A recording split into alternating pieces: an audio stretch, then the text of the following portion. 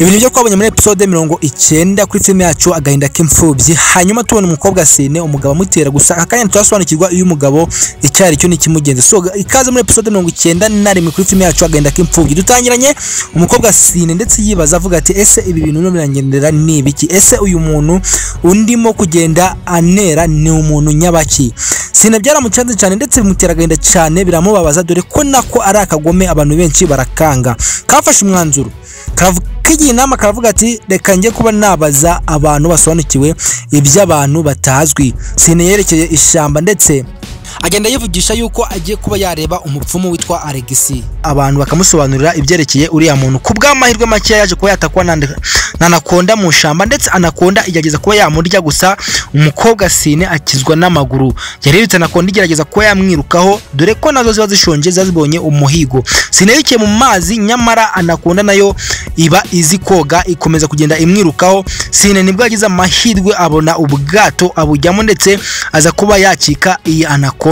Hanyuma abantu benshi bakunda kwibaza ngo ese kuba wagana mu bapfumu cyangwa se mu bavuzi gakondo kuba bakubwira ejo hawe hazaza byaba ari umwanzuro mwiza? Ese uyu mwana w'umukobwa Sine ugiye kuba yaje mu bapfumu kugira ngo abaze amakuru y'uyu mugabo ukomeje kugenda amutera? Gusa uyu mugabo muzi neza yuko akomeje kugenda agaruka avuga ati mwanyiciye umuryango, mwanyiciye umugore. Gusa twabonye hagati y'umuntu bita Kazuba rwose mwabonye yuko azanye n'uyu mugabo, nubwo Kazuba akomeje kugenda amwihakana. Gusa twabibonye yuko uyu mugabo yakomeje kugenda avuga ati Kazuba wowe urasa n'umugore wanjye, kandi mwabonye ko uyu mugabo yageze kuba yakumvira umuntu bita Kazuba. Hanyuma ndakubaza ikibazo kimwe, niba ukunda iyi filime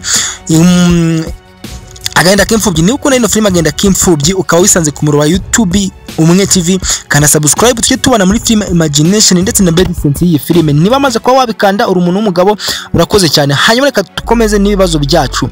Ndakubaza ikibazo kimwe, ese uyu mugabo yaba ari umuntu ubaho cyangwa se kimwe n'umuzi mutangiye kuba wagaruka uyu muryango w'umuntu bita John murazi neza yuko ijana kujana n'umuntu mubi ndetse n'umugore we Jackie nawe n'umuntu mubi. Abantu bemera yuko umuntu bita John ndetse n'umugore we ari abantu babi, mushire emoji y'umuriro muri comment. Hanyuma kandi n'abantu bakunda umuntu bita Kazuba ndetse n'umuntu bita Derek, abantu bifuza yuko babona urukundo rwabo rwongera, mushire emoji y'umutima muvuga ati Derek fatira amahirwe ku mwana, fata umwana umushire mu mago.